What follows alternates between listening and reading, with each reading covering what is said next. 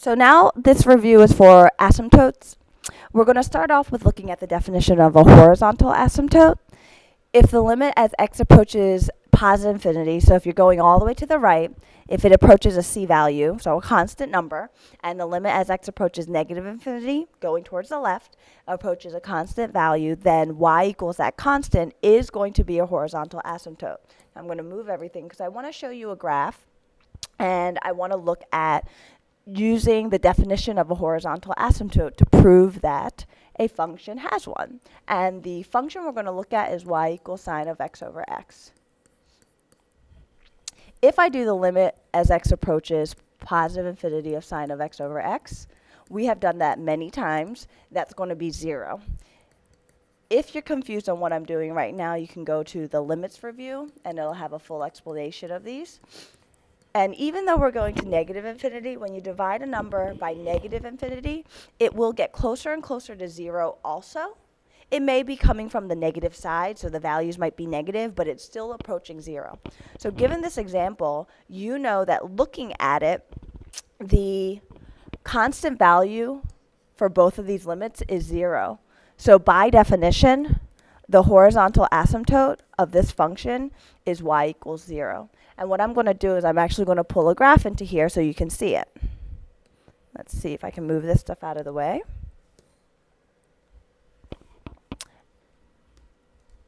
And let me paste this guy. So here's my graph. And if you look at it, the reason why I wanted to show this one is if you look at the left and the right of this graph, it's really just going to keep bouncing up and down. It's just going to bounce lower and lower and lower. And same thing on this side. Why I wanted to show this graph is to show that you can definitely cross the horizontal asymptote. What I mean by that is these points exist. And these are all points that happen to be on the horizontal asymptote. Okay, changing gears to vertical asymptote. Looking at a vertical asymptote definition, it states that the limit as x goes to a constant value. So this is where it differs. Now we're looking at a constant value from the right. That limit will be positive or negative infinity. And this states that it does not have to happen from both sides. You can come in from the right and have the limit approach positive or negative infinity, or you can come from the left and have your limit approach positive or negative infinity. And so a nice example of one that's only one-sided would be y equals, and I'm going to change this to black so you can see it better, y equals the ln of x. And I'm just going to draw that graph in here real quickly. That's where you have the point 1, 0. If you look at this graph, my limit only exists from the right-hand side, and we know that the vertical asymptote for this graph is x equals 0. But from the left side, there is no limit. And so this is one where it's a one-sided vertical asymptote, meaning it's only coming in from one side, but it is still considered a vertical asymptote. So I have a problem here where we're going to go through doing your horizontal and vertical asymptotes, also looking at end behavior. So for this one, your horizontal asymptote for the function, you would highlight the highest denominator by power in the numerator, the highest power or exponent in the denominator, and I think I said something wrong in the beginning, which is you're looking for the highest power in the numerator and the highest power in the denominator. You're going to create a function that will represent our end behavior. In this case, we end up with 2. When you end up with a value, that actually tells you that your asymptote is also at 2. So for this one, because the powers were the same, the asymptote ends up showing up by a ratio of the coefficients. Now, we remember that if the denominator power is greater than the numerator power, then you have a horizontal asymptote of y equal to 0. And then if you have the denominator power be less, wow, I can't type. Let's see. And if now the denominator is less than the numerator, you have no horizontal asymptote. And that's where we actually look at end behavior only. So for this guy, our end behavior answers two questions. It answers as x approaches positive infinity of a function, and it also answers the question as a limit as x approaches negative infinity of a function. And so for this one, because the horizontal asymptote is 2, by definition, your end behavior will also be 2. By definition, you're guaranteed. On the next page, we're going to look at a vertical asymptote of the same function.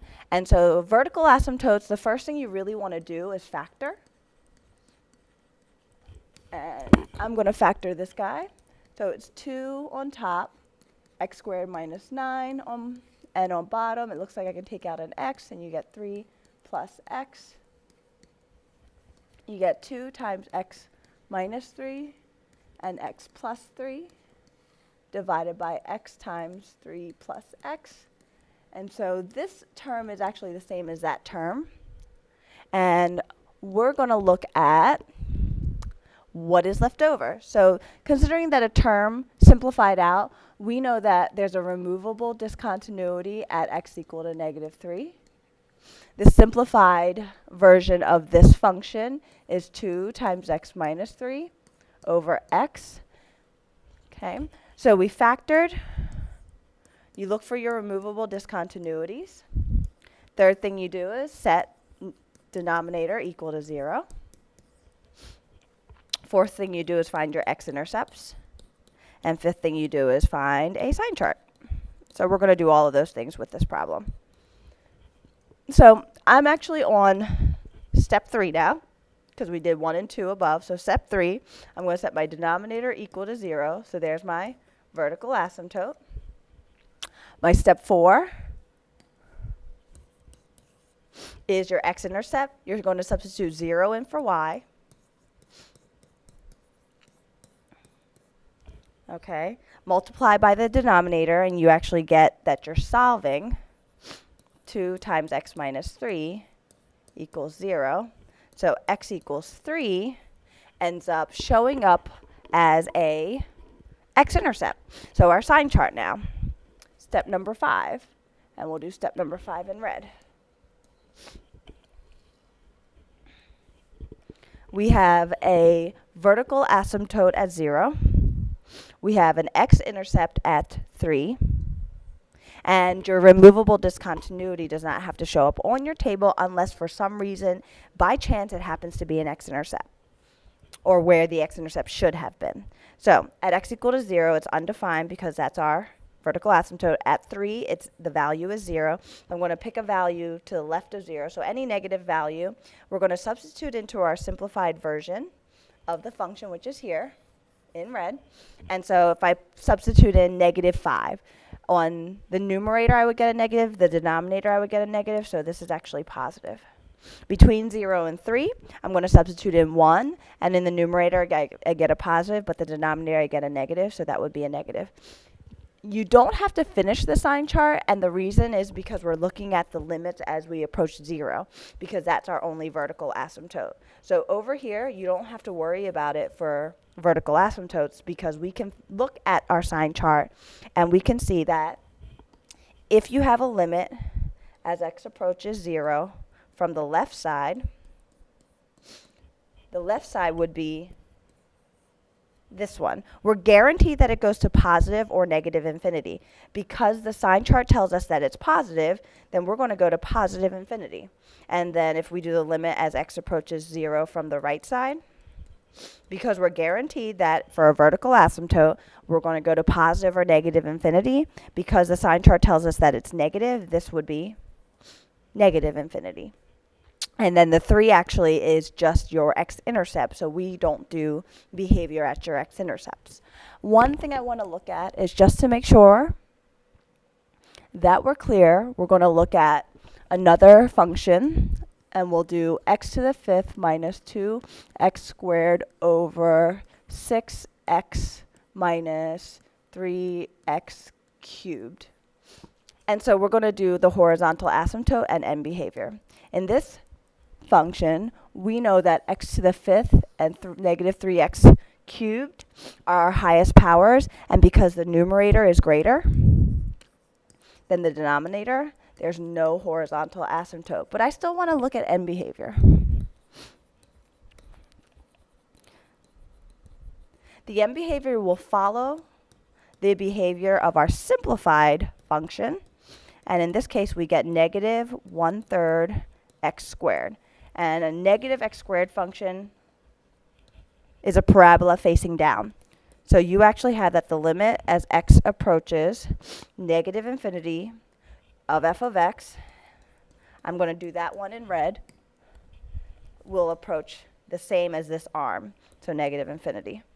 And if we do the limit as x approaches positive infinity of f of x, we'd be approaching, and I'm going to do this in purple, the purple arm, which tells us positive infinity. So that should be a nice review of your horizontal and vertical asymptotes.